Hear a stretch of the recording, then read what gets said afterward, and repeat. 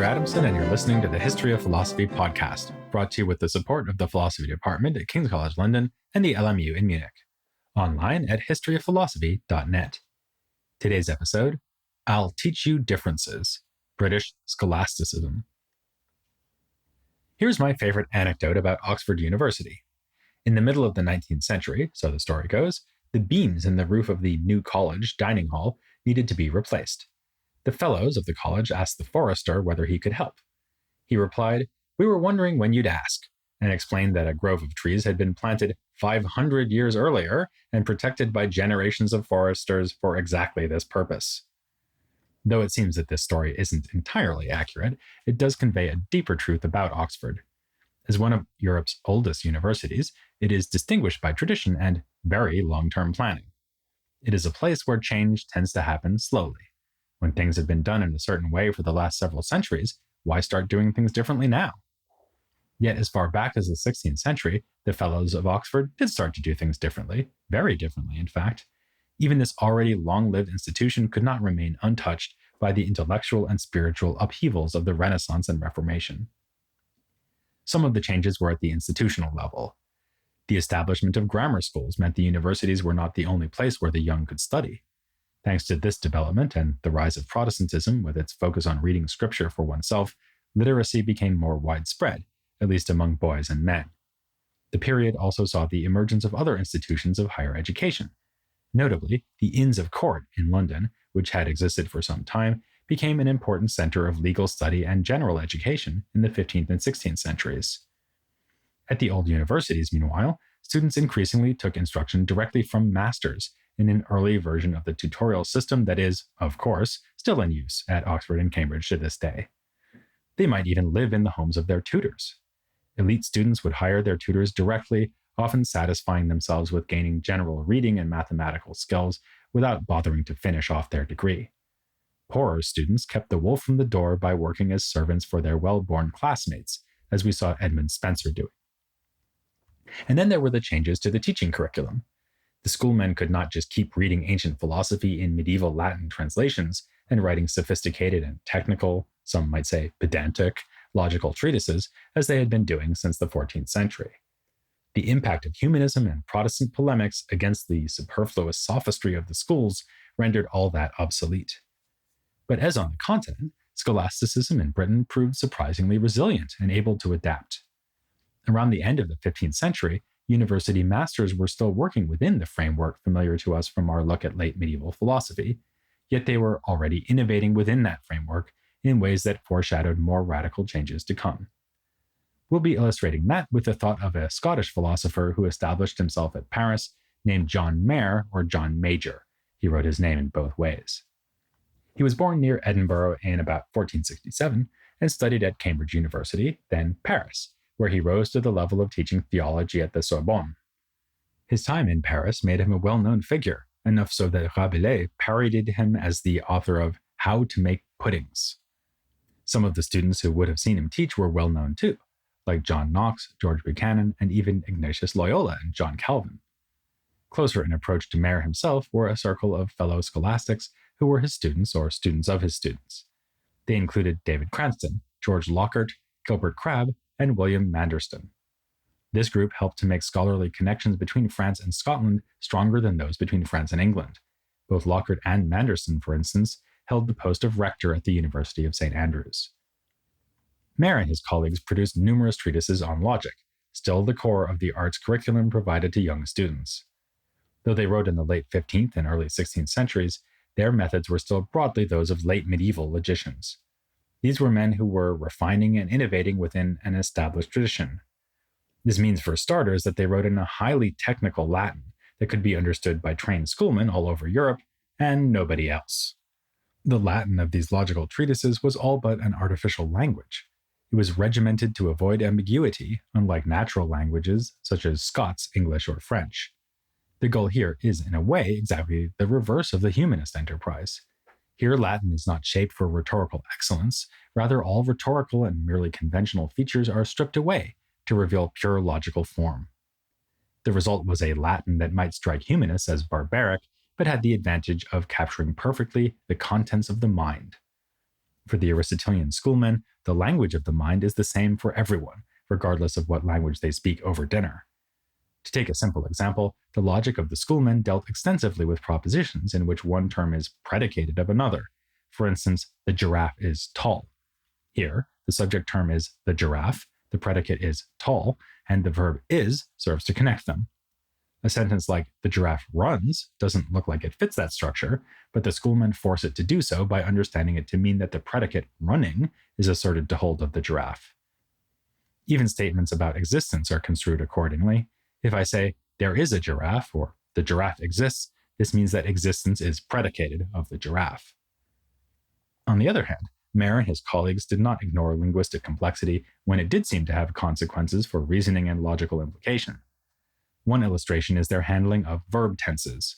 They did not just ignore this, pretending that it is only a feature of natural language, but they did say some pretty counterintuitive things about it. For instance, that we can take the following proposition to be true: a child was an adult. The reasoning here is that, unless otherwise specified, the word child should mean any person who is or was a child.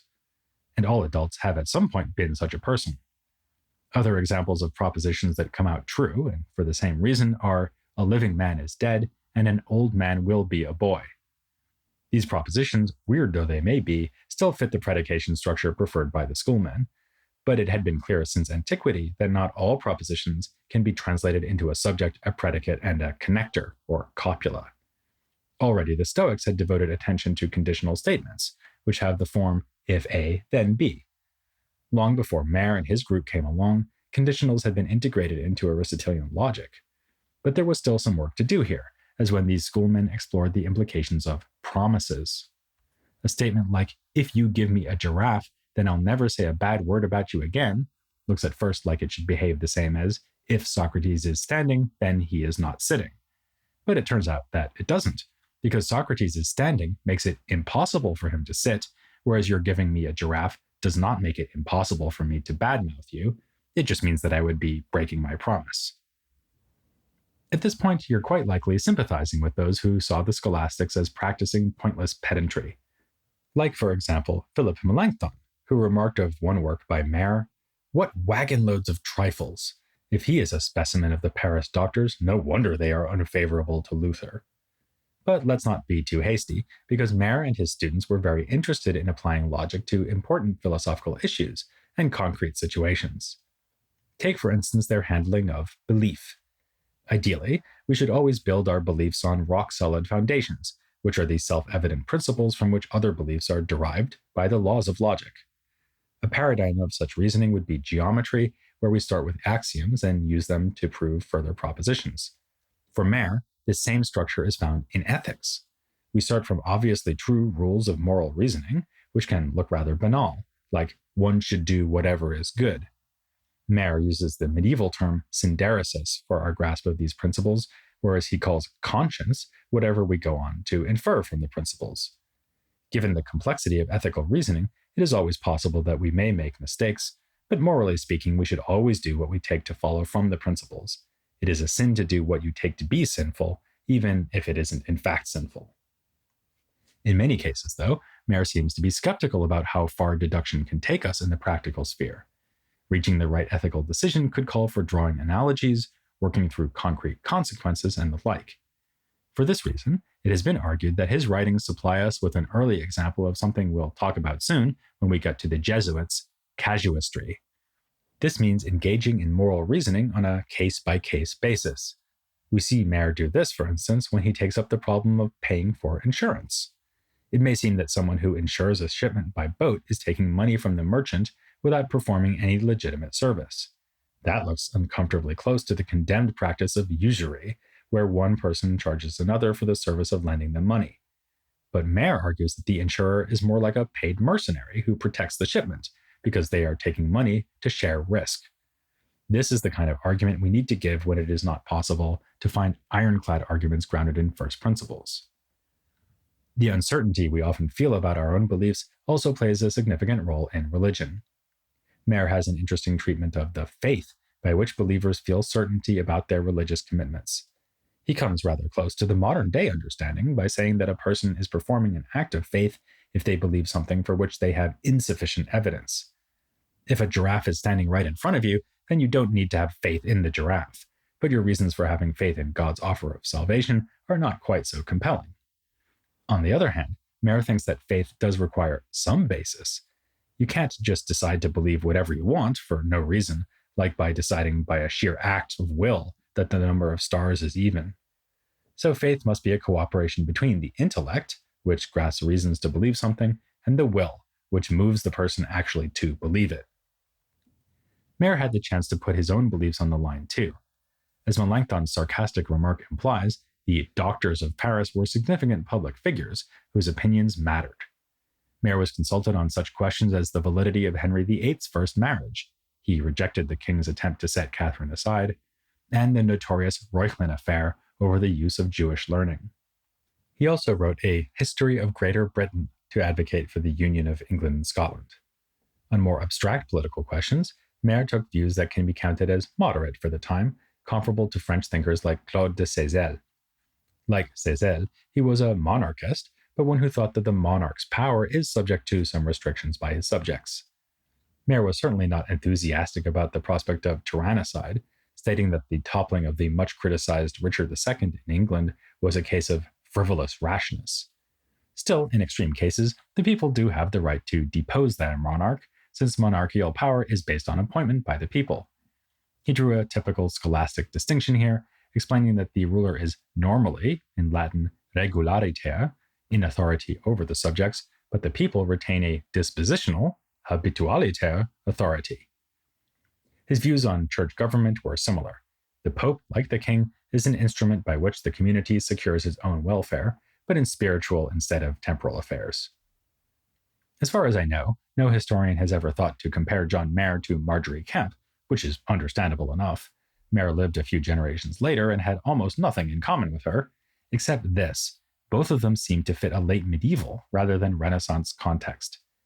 Even if Mair was ahead of his time on occasion, as when he pioneered casuistic methods in ethics, his writings on logic and other topics would, for the most part, have been immediately recognizable to 14th century schoolmen. Many of the ideas I just mentioned appear in his commentary on the Sentences of Peter Lombard, which had, for centuries, been the standard occasion for theological discussion. It was this commentary that prompted Melanchthon's damning assessment, actually. His circle was already feeling the pressure of such criticisms. David Cranston began his own commentary on the same work with a dialogue where two speakers debate the value of scholasticism. Cranston distances himself from time-wasting technicalities, but emphasizes that often legitimate theological concerns do call for sophisticated and advanced reflection. Given the cultural forces arrayed against this approach, though, it could easily have died out, and John Mair has sometimes been called the last scholastic. But he really wasn't. Certainly, there were cultural developments on the horizon that would pose a challenge to the approach taken by Mair, which was both traditional and demanding in its technical sophistication. The religious and intellectual upheavals of the 1520s and 1530s looked like they would render that approach obsolete. As we can see from evidence like a list of books for sale in Cambridge around 1530, British thinkers were barely consulted, while humanists like Rudolf Agricola, Lefebvre d'Etaples, and Philippe Melanchthon were flying off the shelves. Still, a couple of significant English publications came in the middle of the century, demonstrating that a need was still felt for at least introductory texts on Aristotelian logic. In 1545, the Dialectic of John Seton provided just that, while also integrating material from the rhetorical tradition, so beloved of humanists, from authors like Cicero and Agricola. Then, in 1551, Thomas Wilson's Rule of Reason broke new ground by presenting the basics of scholastic logic in English. Wilson described his project as follows: "I have essayed through my diligence to make logic as familiar to the Englishman as by diverse men's industries the most part of the other liberal sciences are." In terms of its content, the Rule of Reason was hardly innovative. The material covered is pretty much what was taught by professors of Aristotelian logic in 5th century Alexandria, 10th century Baghdad, or 13th century Paris. But Wilson's approach is unusually engaging. In Aristotelian dialectic, argument forms are called topics, which literally means places, from the Greek topos. So Wilson compares devising arguments to hunters looking for signs that might point to rabbits or foxes. He also shows how to apply logical tools by giving an extended example, on the question of whether priests should be allowed to marry. More entertaining still, though unintentionally so, is Ralph Lever's 1573 work, The Art of Reason, which is again distinguished not so much for its content as its delivery. Lever tried to crowbar properly English terminology into Aristotelian logic, proposing such novel vocabulary as backset, say what, foresay, and end say to mean respectively predicate, definition, premise, and conclusion. But English authors were going to have to do more than come up with amusing neologisms to save Aristotelianism from irrelevance. Charles Schmidt has written that by 1565, medieval logic had virtually disappeared, humanist rhetoric had won the day, the cultivation of Greek had advanced on a broad front, and the medieval mainstays of natural philosophy and metaphysics had retreated from the central place they had once held in university curricula. Yet Schmidt made this remark to set the context for what he calls a second wind for scholasticism in the late Tudor period. The central figure who justifies this claim is John Case, who was starting out on his undergraduate degree at that same time, the mid-1560s. He would devote his energies to many of the same fields that Mair and his colleagues had pursued a few generations earlier. Case held the line against the methods of Peter Ramus, which were in danger of seducing the students of the English universities into a simplified and anti-Aristotelian approach to philosophy. Against this, Case proposed a simplified and pro-Aristotelian approach. His works were mostly introductory textbooks and expositions of Aristotle's logic, practical philosophy, and natural philosophy. This material was not demanding for the young readership Case had in mind, but it drew on his deep expertise and reading. His text on the Aristotelian physics, which bears the attention-grabbing title Philosopher's Stone, announces that it draws on no fewer than 23 earlier exegetes. His sources range from late ancient authors like Boethius to Renaissance scholars from across Europe, like Zabarella down in Italy, and the commentators of the Iberian Peninsula, whom we'll be learning about before long. It's especially noteworthy that he finds value in the medieval scholastics, writing at one point that many today, when they hear the name of Thomas, immediately raise their eyebrows and purse their lips. But if these people would just read Aquinas' writings carefully, they'd discover that they are like gold that has been purified from dross. As for the greatest authority of all, he says this: since every philosophical compendium is a waste of time without Aristotle, let me put forth Aristotle as the only philosopher, and leave aside the empty and wide-ranging opinions of the present time. Alongside Ramus, he aims particular invective against the novel and dangerous ideas of Machiavelli and Paracelsus. Both offer superficially appealing treatments that are in fact highly dangerous, in the case of Paracelsus to the human body, in the case of Machiavelli to the body politic.